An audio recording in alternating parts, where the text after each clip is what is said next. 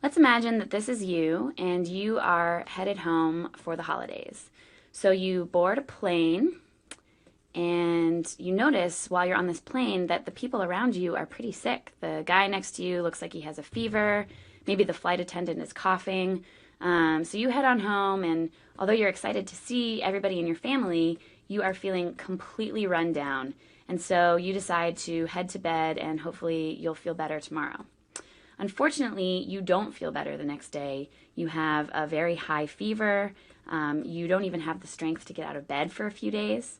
And when you finally start to feel better, you notice that you're not the only person in your house who's sick. Your dad is sick. Your mom is sick as well, maybe some of your siblings.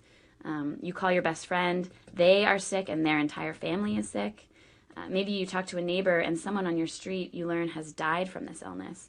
And news reports say that this is not unique to your town, but it's happening all over the state and all over the country.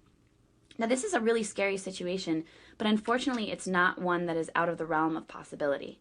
In 1918 and 1919, this was a particularly bad influenza season. In fact, it was so bad that it led to approximately 50 to 100 million deaths worldwide. And this is a pretty famous picture from that era of a makeshift hospital. There were so many sick people during this flu season that hospitals couldn't provide enough beds and resources for the patients who needed it. Even during a so-called regular flu season, every year the influenza virus causes a lot of damage. Flu is a top 10 killer in the United States, and it leads to approximately 200,000 hospitalizations every year due to complications of the influenza virus.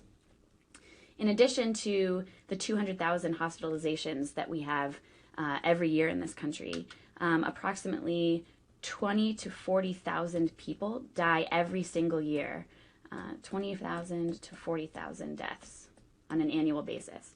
So you can see that influenza is not something to be taken lightly, but can lead to very serious consequences. But luckily, there is something that can be done. In fact, there's something that you can do about this.